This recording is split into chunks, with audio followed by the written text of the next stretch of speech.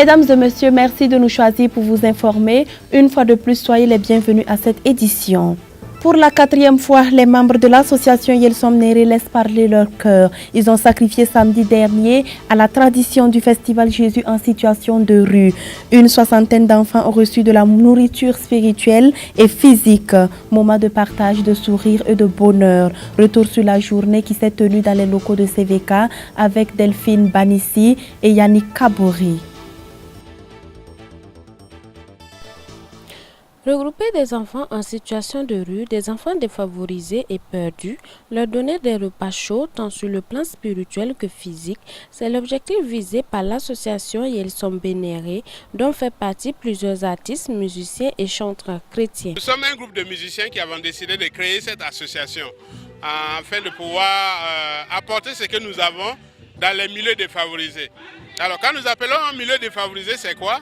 C'est les prisons, parmi les enfants en situation de rue. Et il y a aussi, pour le moment c'est là où on travaille, mais on pense dans le futur élargir vers les hôpitaux, etc. etc. Le concept d'abord de la journée, c'est le festival. Festival Jésus en situation de rue. Alors c'est un des 2 festivals que l'association met en œuvre actuellement. Et actuellement nous sommes à la 4e édition du festival Jésus en situation de rue. Mais je précise que nous avons aussi un autre festival que nous appelons Festival Jésus en prison. Et là, l'association se déporte dans les prisons pour faire la même chose, donc un festival, un concert avec les prisonniers. Et ce qui est le concept qui est très spécial pour nous et qui est dans nos cœurs, c'est qu'à chaque fois que nous allons dans ces milieux défavorisés, nous allons avec 2 choses. Avec premièrement un cœur chargé et deuxièmement des mains chargées. Qu'est-ce que je veux dire? Un cœur chargé de l'amour de Dieu pour ces personnes défavorisées, que ce soit des enfants en situation de rue, que ce soit donc les prisonniers, les détenus. Donc nous allons avec le cœur chargé de l'amour de Dieu pour les témoins de l'amour de Dieu pour eux. Et deuxièmement, nous allons avec les mains chargées. Il faut noter que cette action n'est pas conçue à l'insu de l'action sociale. Elle accompagne l'association dans la mobilisation des enfants et à plusieurs autres niveaux. L'association Yelsom Néré nous a demandé de nous impliquer dans l'organisation de leur journée de partage avec les enfants. Donc nous avons jugé utile de mobiliser les enfants qui sont en difficulté dans la rue, parce que d'une manière ou d'une autre, ces enfants aussi ont besoin de la solidarité de la nation, de la solidarité de tout le monde, et que nous pensons que ces types d'activités peuvent contribuer en tout cas à leur donner de l'espoir, à leur permettre de s'investir dans des activités positives, parce que nous mesurons les conseils qui ont été donnés à ces enfants, les engagements aussi que ces enfants ont pris vis-à-vis des membres de l'association pour s'investir dans un processus de réinsertion. Donc l'association Yelsom Néré s'investit pour la réinsertion de ces enfants, et il était important pour nous de les accompagner dans leurs activités. Tant de louanges par les artistes à présent, mais aussi partage de la parole de Dieu étaient les points focaux de cette journée caritative qui s'est tenue dans la cour de CVK LVD. Le pasteur Bamogo a exhorté ces jeunes gens désespérés à tourner leur regard vers Christ, le rocher de tous âges. À cette parole d'espoir, plusieurs ont répondu par l'affirmatif pour que désormais Jésus soit le recours de leur âme perdue et meurtrie. Après le repas divin, place au repas physique. Des kits de riz gras accompagnés de poulet, de boissons ont été servis aux enfants.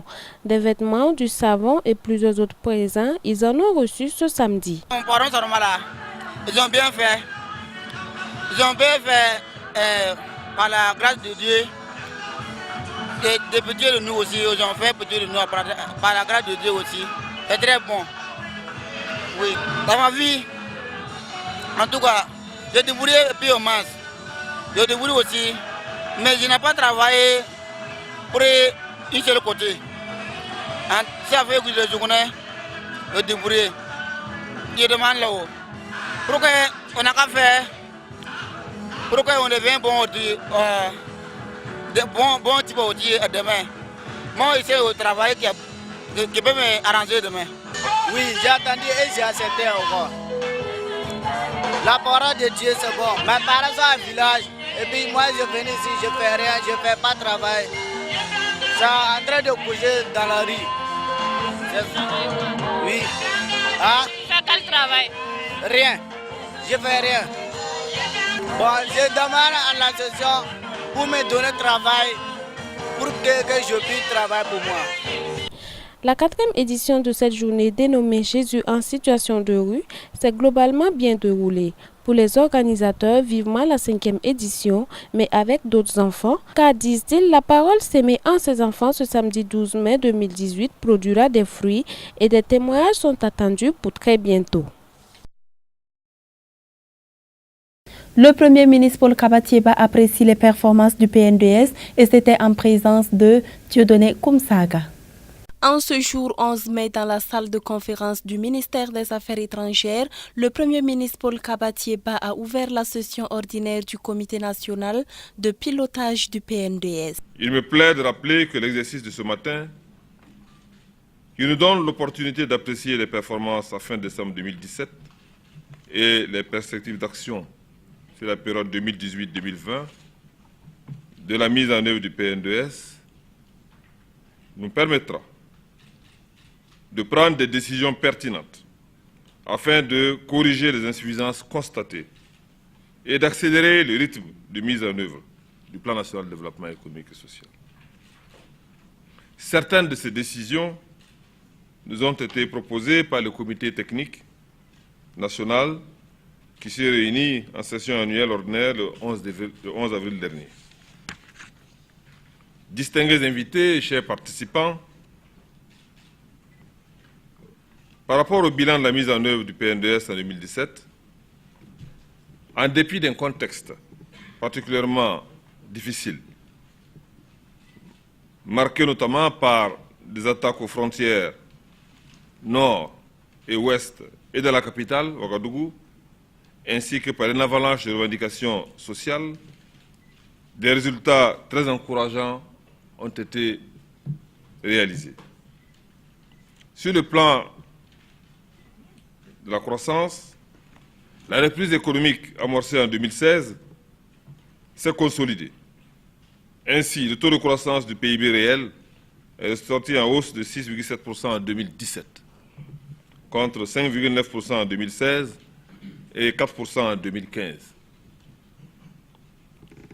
Ces performances macroéconomiques procèdent et illustrent la capacité du gouvernement à amplifier ses actions sur tous les fronts pour réaliser les objectifs du plan national de développement économique et social. Dans le domaine de la réforme des institutions et de la modernisation de l'administration, l'axe numéro 1 du PNDS, les actions conduites par le gouvernement ont permis d'engranger plusieurs acquis en matière de gouvernance économique, politique, administrative et locale. Ainsi, dans le but de renforcer l'efficacité de la gestion des finances publiques, nous avons basculé dans le budget programme comme mode de gestion de nos finances publiques.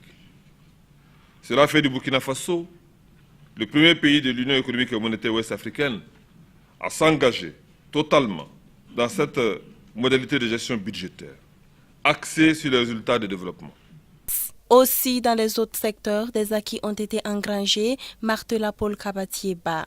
Au niveau de l'éducation nationale, l'impact le plus net de nos efforts d'accroissement de l'offre et de la qualité de l'éducation dans tous les ordres d'enseignement et de formation se situe au niveau de l'évolution du taux d'achèvement du poste primaire, qui est ressorti en 2017 à 32,95%, soit un peu moins de 33%, contre 24% en 2016, pour une cible de 30,2%.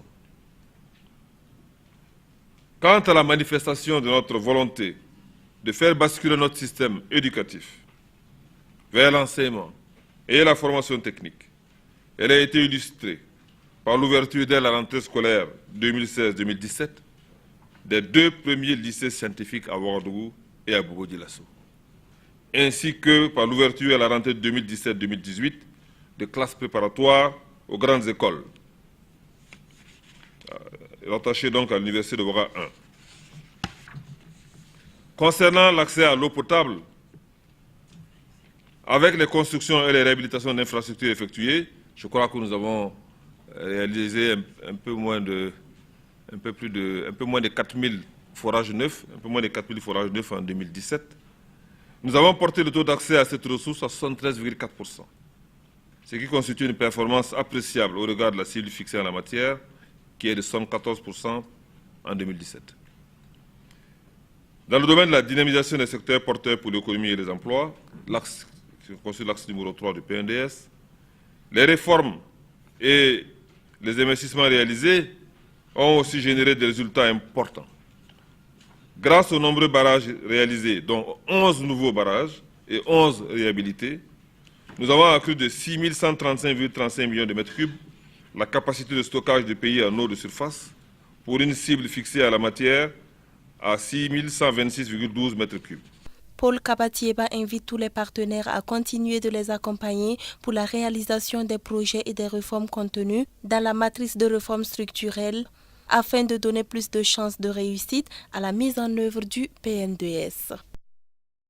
L'école biblique Bon Berger de Djibo a organisé ce samedi dernier la cérémonie de sortie de fin de formation de la 31e promotion de l'école. Une cérémonie qui a vu la présence des autorités ecclésiastiques de la région, d'autres venus de Ouagadougou et d'ailleurs. Malgré que cette partie du Burkina soit réputée de zone d'insécurité, Dieu continue d'avoir des hommes qui œuvrent inlassablement dans cette région du Nord pour son royaume. Le reportage est de Moïse Kinda, notre reporter spécialiste des questions des églises évangéliques du Burkina.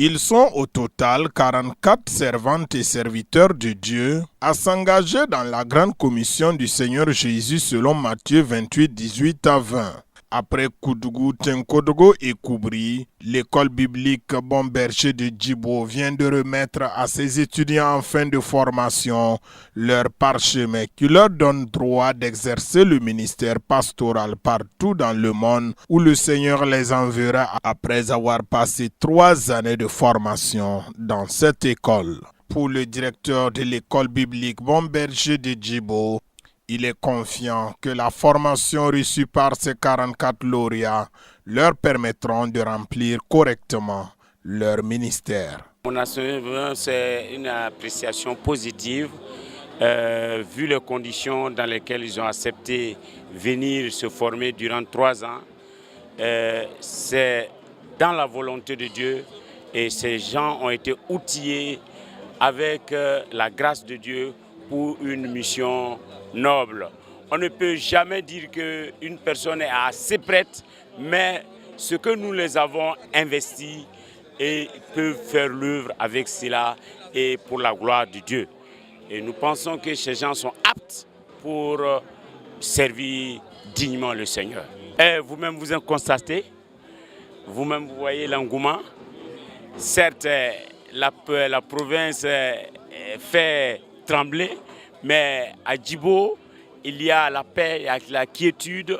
Et je fais un appel à tous ceux qui veulent venir à Djibo. La porte est ouverte. Le Seigneur est là, il nous assure de sa protection et de ses grâces et la formation part d'elle-même. Que Dieu permette que ces personnes n'hésitent pas de venir servir le Seigneur. L'œuvre est immense et à Djibo, il y a de la place pour les accueillir et les former pour qu'ils soient des vrais serviteurs de Dieu. Un sentiment partagé également par le premier responsable du Conseil régional des Assemblées de Dieu de Djibo, par ailleurs président du conseil d'administration de l'école. C'est une réponse à la question du Seigneur qui disait la moisson est grande mais il y a peu d'ouvriers. 44 quand même serviteurs de Dieu qui vont se joindre aux autres serviteurs, c'est quand même quelque chose de grandiose, c'est un grand pas. Et vraiment je me réjouis de ce que le Seigneur fait de grandes choses pour nous.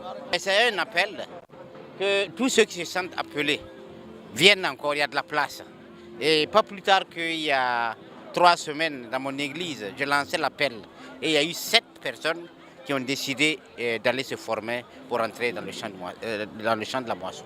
Le docteur Étienne Zongo, directeur général des écoles et instituts bibliques des Assemblées de Dieu du Burkina, représentant le président du Conseil général des Assemblées de Dieu du Burkina empêché, salue la bravoure de ses étudiants malgré les difficultés traversées au cours des années et qui aujourd'hui reçoivent leur parchemin.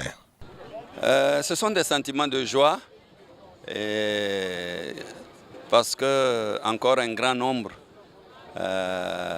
pour la 31e promotion, c'est vraiment une joie parce que toutes les écoles ne font que croître en nombre et certainement en qualité. Et nous avons foi que notre vision, la vision de l'Église nationale d'implanter des églises dans toute la nation, à savoir un village, une église, nous avons foi qu'avec ce nombre-là, nous allons atteindre notre objectif recherché. Oui, les recommandations, ce sont des principes de base du succès. Et à travers le texte qu'ils ont choisi de Gédéon, nous revoyons ces traces-là et nous avons foi que s'ils mettent la parole de Dieu en première position, s'ils font de la prière, c'est-à-dire la communication avec Dieu, leur coussin de tous les jours, et s'ils prennent l'humilité à cœur, comme le prédicateur l'a dit, nous avons foi qu'ils vont réussir. Ils vont réussir. Et particulièrement, s'ils se laissent accompagner par leurs épouses, comme nous l'avons dit, et qu'ils éduquent leurs enfants conformément à la parole de Dieu, le succès est certain. C'est un sentiment de joie et de reconnaissance à Dieu qui anime les lauréats.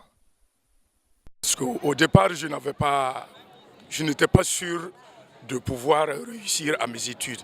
Donc ce matin, je suis très heureux parce que l'Éternel m'a accompagné durant toutes mes études.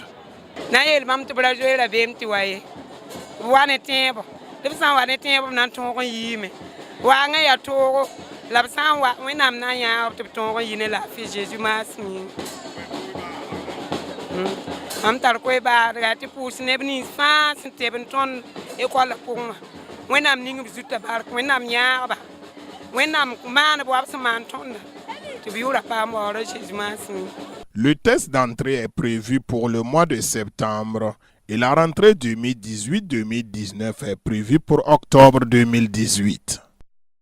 À présent, ouvrons la page internationale.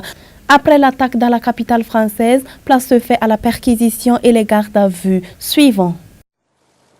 Cet homme menotté a été arrêté à Strasbourg ce dimanche. Il est soupçonné d'être un ami de Khamzat Azimov, le jeune homme d'origine tchétchène qui a semé la terreur en plein Paris ce week-end. La capitale française où vit la famille Azimov, les parents de l'assaillant ont d'ailleurs été placés en garde à vue et leur domicile a été perquisitionné. Les investigations continuent pour encore affiner le profil de Khamzat Azimov. L'auteur de l'attaque revendiquée par le groupe État islamique avait obtenu la nationalité française en 2010 et était fiché pour radicalisation islamiste. Samedi soir, armé d'un couteau, il a tué un passant et blessé 4 autres personnes avant d'être abattu par la police. Après le choc suscité par cette attaque, les réactions notamment politiques se sont enchaînées du côté de la droite et de l'extrême droite en particulier qui ont demandé unanimement des comptes et surtout des actes au gouvernement. Quelques jours après les élections en Italie, l'on se demande de quel bord politique appartient le futur Premier ministre. Reportage.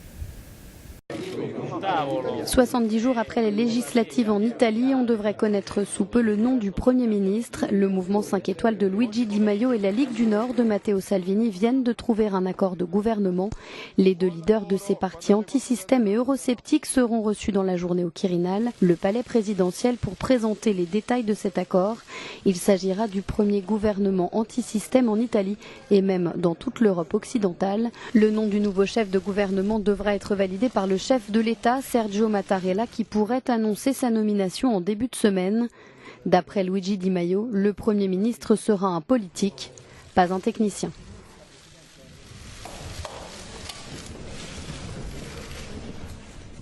Mesdames et messieurs, ainsi s'achève cette édition. Merci de l'avoir suivi et bonne suite des programmes sur la télévision de la famille.